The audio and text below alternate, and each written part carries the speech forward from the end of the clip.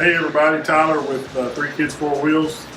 I'm going to show you guys how to put the Simpson D3 harnesses in our 2018 XP4 Turbo. We got these from the guys at Side by Side Blog at sidebysideblogparts.com. Check them out if you're interested in some of these or any other UTV parts. Alright, so let's get started. First thing we need to do, pull the seat out. Isn't that pretty easy? Then we're going to pull this boot out that holds the seat belt in. We got a bolt in there that holds the seat belt in. And we got a couple bolts here to hold the old seat belt. We're just going to take those out, get them out of the way. A little bit of weight reduction for racing. So yeah, it looks like it's going to be pretty easy. Alright, looks like the nut on this bolt is a 19 millimeter, and we need a 16, so the bolt head is a 16 millimeter. We're going to take this out.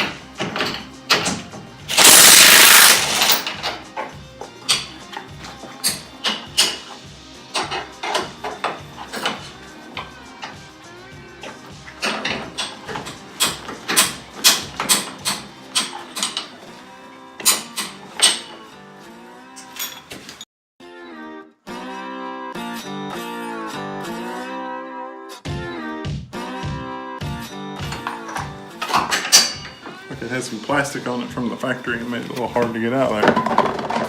And I'm taking the seatbelt retractor off.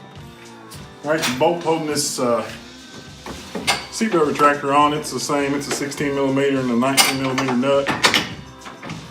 It's a little hard to get a wrench in there, so you probably want to grab a socket. It just pops off like that. Helps to have an impact where the ratchet will work. Just makes it quicker. So there's your seat belt retractor off. Now we've got another bolt holding the seat belt on. It goes to the frame here. It's bunched up against the panel, so you're going to need a wrench.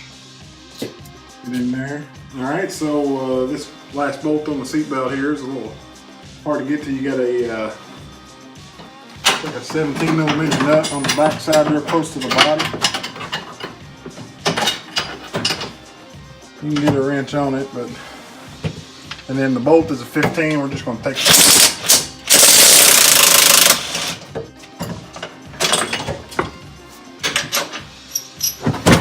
Be careful not to drop your nut like I just did. So now I'm going to have to get a magnet and fish it out. Alright, so we got our nut out that we dropped. It's like if you just take one of these little Torx bolts out down here on the rocker panel, you can pull it out and get your nut out of there. So the next thing we're going to work on, we're going to pull this boot up. And we've got nut and bolt holding the seat belt in. And you got your wiring harness for your seat belt switch. So it looks probably, I think we ought to unplug that first. Get it out of the way. And then this looks like we've got a 19 millimeter nut and a 15 millimeter bolt.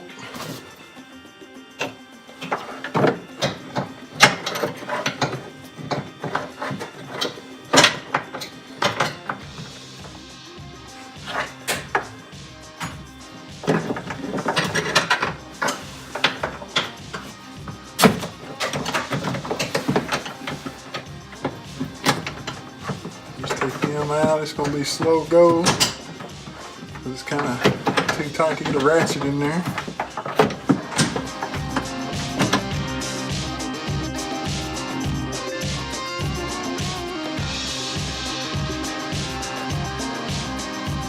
You're going to be careful not to, you got some wires that run through here, and be careful not to pinch those.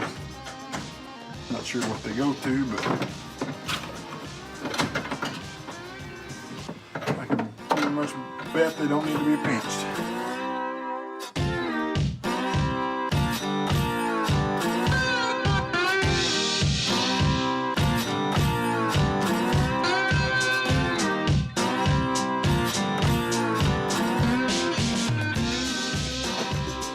All these nuts are nylocks, so they're tight all the way to the end, aggravating, but it won't back off.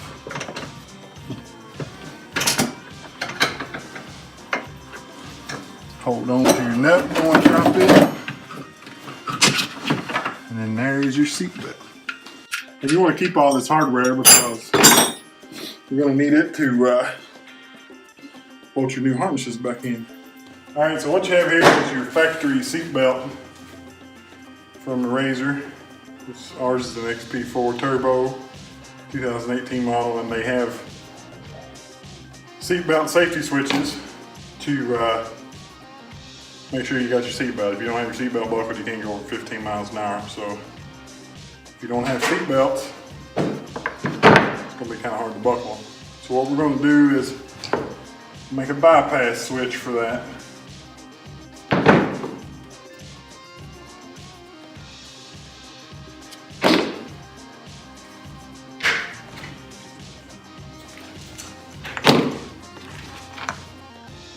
So you got, blue and the black wire.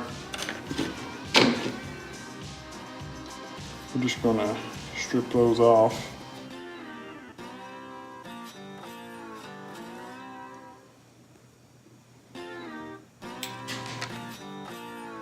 We've got some heat shrink butt splices. We're gonna butt splice them. Put a little 33 on them and call them good, and that'll save you from having to buy a bypass switch. I know a lot of people sell them, but all right, these heat shrink butt splices, I picked these up at Harbor Freight. You can get them at Advance, O'Reilly's, AutoZone. A lot of different places have them, but they allow you to crimp your wire.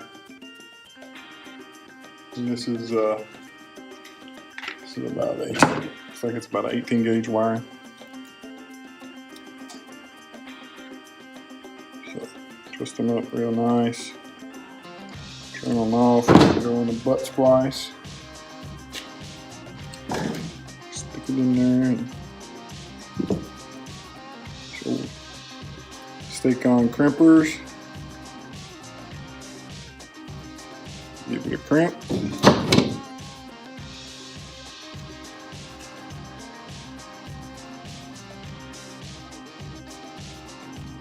Take it around to the other side.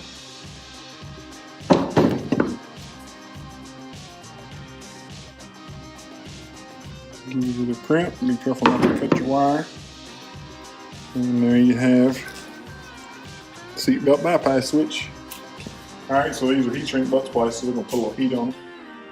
No sense of getting the heat gun out to mount these. Just keep your lighter moving, you won't burn it. It'll turn a little black, that ain't going to hurt it. And these are supposed to be waterproof, so.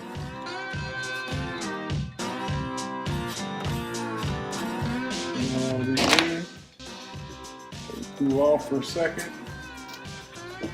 Put a little bit of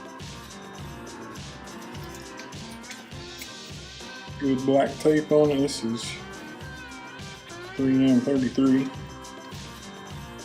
A little bit better than the stuff you can get at Harbor Freight, or put a little bit of that on there. There you have it. All right, the first thing we're going to work on is these things. I don't have a harness bar with anywhere to bolt, so we're going to wrap them around and cinch them down. And, get on your harness bar, come around it, come through.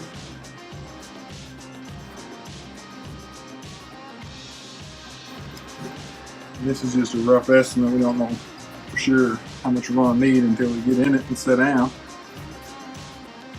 We get it cinched down.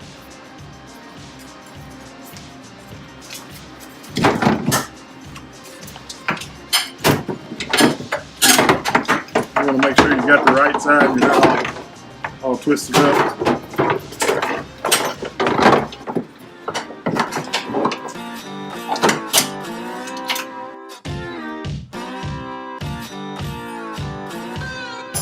I'm not completely locking these in until I get in and do an actual measurement, and then I will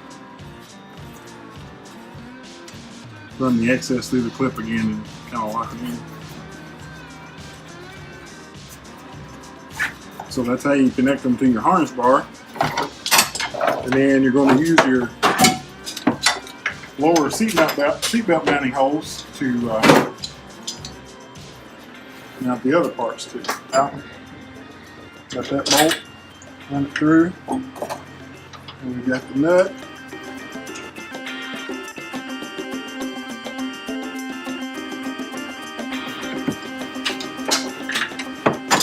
Kind of hold it where you want it at.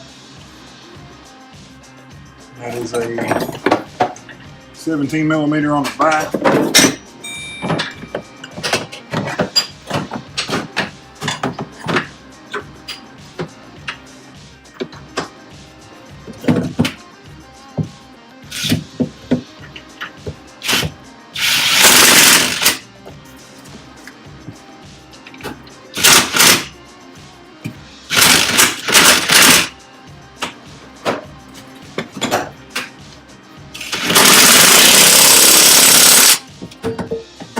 Down.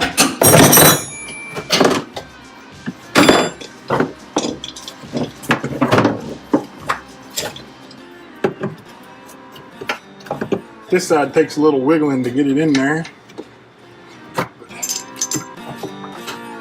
It will go.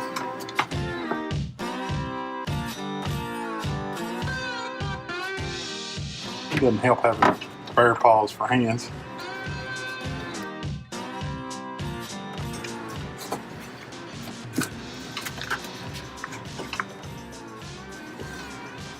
All right, we got our harness in there on the mounting hole. It's like I said, it's tight, but you can do it. We've got a 16 millimeter and a 19 millimeter. I'm just going to tighten.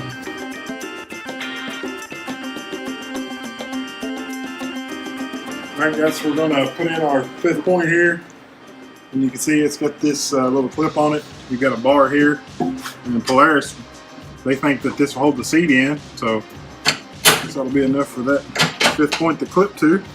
Now we're going to grab the seat and put it back in. Alright, so we got this this point mounted, and the seat belts, they have a boot, but I didn't really want to cut my boot and make it look kind of funky, so I'm going to leave the boot out, and I don't know if we get very much engine noise or drive line noise from it, we may come up with something to put in there.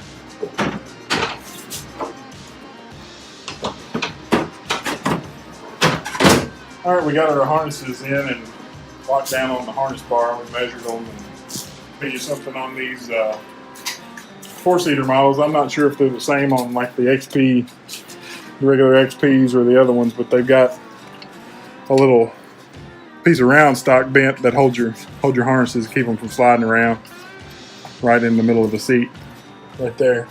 You can see it on the other one. And you just put your harnesses right there, and it keeps them from sliding around and everything. So, all right, so we're test fitting our harnesses, and as you can see, they're a little bit long. So we're going to twist around and adjust them out a little bit.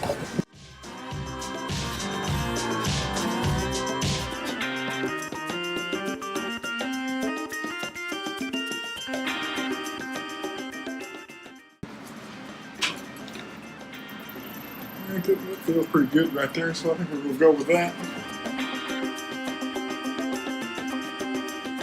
Alright, now I'm just going to weave this belt through these clips and lock it down where it needs to be. Alright guys, we got them all bolted in and adjusted. Feel pretty comfortable. Feel like they're going to hold me in. Let you big guys know, I mean, I'm 6'8", about 175. I'm not just kidding. I'm about 340. These fit pretty good. I was kind of worried at first. I thought they might not be long enough, but hey, snug as a bug in here. So check the Simpson D3 harnesses out if you're looking for some harness options. We're not going to do a video of the passenger side. It's pretty much the same. You just don't have to worry about the seatbelt plug. So I think it only looks for a driver to have their seatbelt on. Thank you guys for watching, and give us some feedback and tell us what you think. And like and subscribe to our YouTube channel, 3 Kids, 4 Wheels.